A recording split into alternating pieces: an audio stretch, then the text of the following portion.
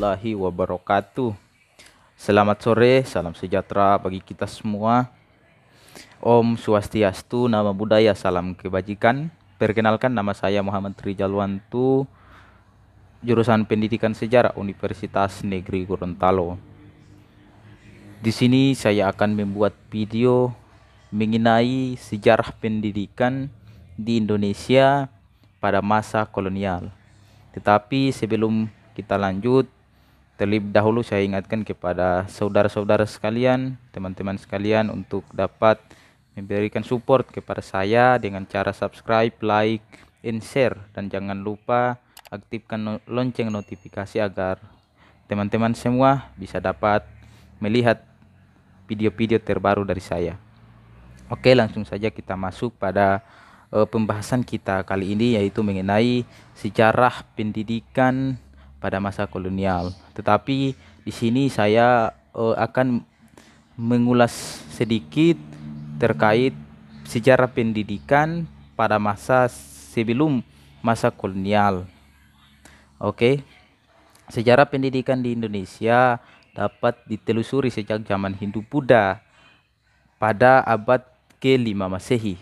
Pada masa pertumbuhan dan perkembangan kerajaan-kerajaan Hindu dan Buddha, pendidikan dipengaruhi ajaran kedua agama tersebut. Demikian pula pada awal agama Islam masuk ke Nusantara, pendidikan dan pengajaran pun mengalami penyesuaian dengan agama Islam. Di daerah Kalimantan atau Kutai dan di Jawa Barat, yaitu Tarumanegara, ditemukan prasasti adanya kebudayaan dan peradaban Hindu tertua dari sumber-sumber Cina yang berasal dari zaman dinasti Tang. Diketahui pada masa pemerintahan Ratu Simo di Holing di Jawa telah ada seorang pendeta Buddha yang terkenal bernama Janab Handra. Pendeta ini telah membantu seorang pendeta Cina bernama Hui Ning menerjemahkan kitab suci agama Buddha dari bahasa Sanskerta ke dalam bahasa Cina.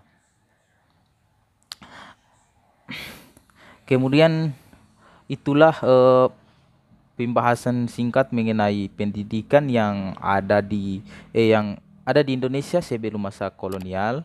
Kemudian kita masuk pada pendidikan pada masa kolonial. Pada pendidikan masa kolonial itu memuat beberapa jenis-jenis pendidikan masa kolonial, dan di sini saya akan ulas satu persatu. Baru pada abad ke-17, pemerintah Hindu Belanda menyelenggarakan sistem pendidikan yang ditujukan untuk mendidik tenaga terampil yang dapat dipekerjakan di perusahaan-perusahaan mereka. Jenis pendidikan yang diselenggarakan meliputi pendidikan dasar, sekolah Latin, pendidikan teknologi, akademik, pelayaran, dan sekolah Cina. Kemudian ada jenis-jenis pendidikan pada masa kolonial, yaitu pendidikan dasar, sekolah Kristen di Batavia yang bertujuan menyebarkan agama oleh pemerintah, kemudian diganti menjadi sekolah Batavia pada tahun 1617. Namun karena menderita kekurangan murid, sekolah ini kemudian ditutup pada tahun 1632. Pada tahun 1630 dibuka sekolah untuk warga masyarakat atau burger school yang menempati level pendidikan dasar dengan tujuan untuk mendidik dan mengajarkan budi pekerti. Kemudian sekolah kedua yaitu sekolah dasar. Sekolah kedua yaitu sekolah Latin. Sekolah ini pertama kali didirikan di Batavia pada tahun 1642, mengajarkan bahasa Latin bagi pergaulan Eropa. Sekolah diselenggarakan dengan cara tumpang tinggal di rumah seorang pendeta. Sekolah ini sempat berkembang pesat, tetapi kemudian menyusut dan kemudian tutup pada tahun 1651. 10 tahun kemudian sekolah ini dibuka lagi, namun hanya bertahan selama 4 tahun sebelum akhir ditutup secara permanen. Kemudian yang ketiga yaitu seminar. Lembaga pendidikan ini bertujuan menghasilkan pendeta agama Kristen atas pemerintahan VOC. Pendidikan ini memiliki nilai ganda, yaitu mendidik pendeta sekaligus diajarkan guru sekolah. Sekolah yang didirikan pada tahun 1745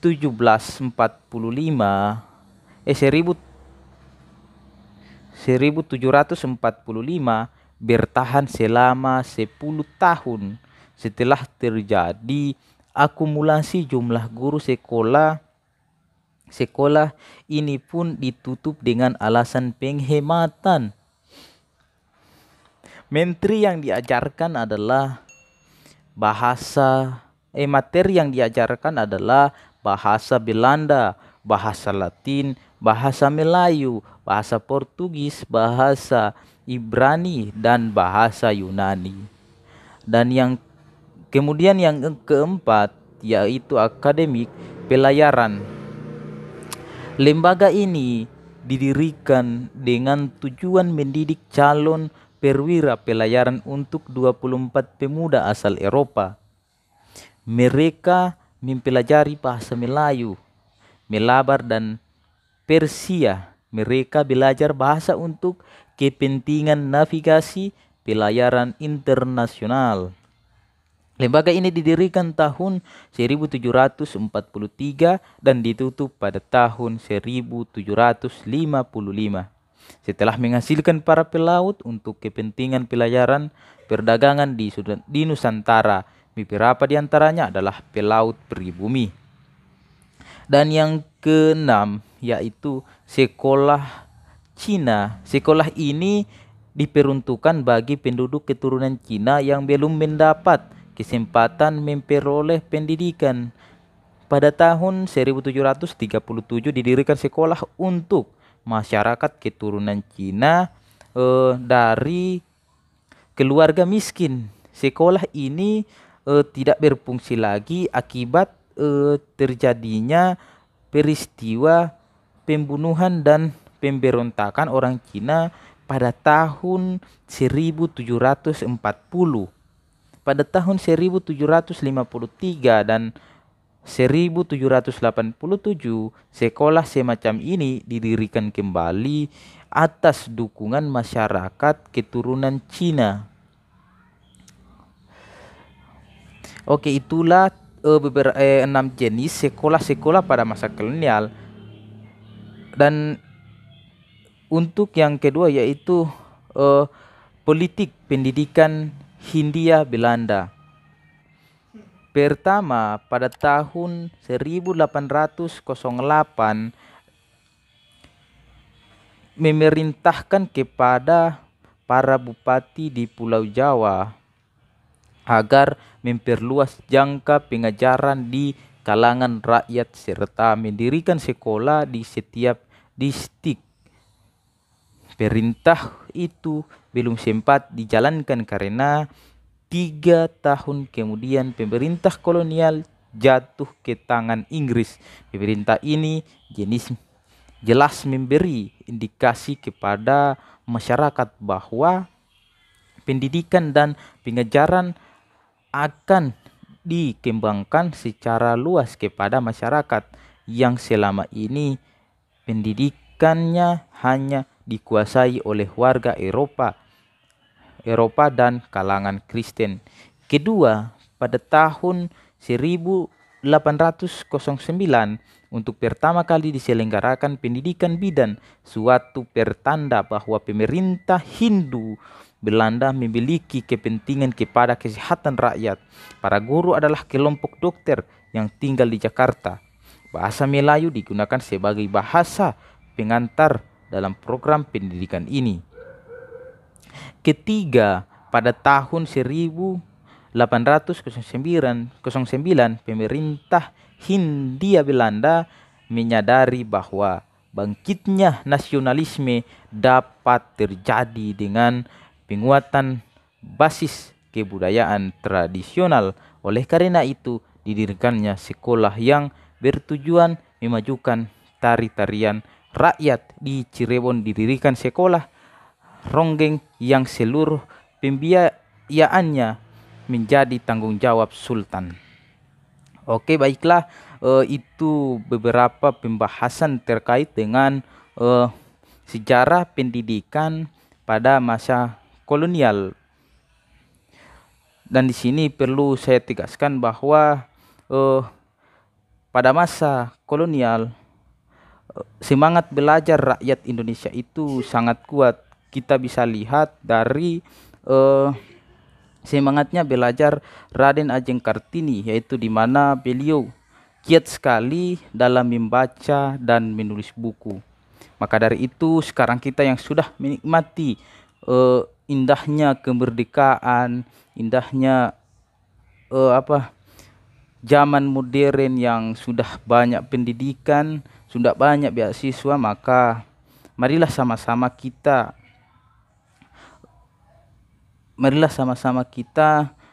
saling mendukung untuk dapat melanjutkan pendidikan, karena di mana satu-satunya ilmu yang dapat bermanfaat bagi kita di dunia maupun di akhirat yaitu berasal dari pendidikan. Terima kasih, itulah yang dapat saya sampaikan melalui video saya kali ini. Semoga bisa bermanfaat bagi kita semua. Tetap perlu saya tegaskan kembali, jangan lupa like, comment, and subscribe. Demikian saya undur diri. Wabillahi taufiq wal hidayah. Wassalamualaikum warahmatullahi wabarakatuh.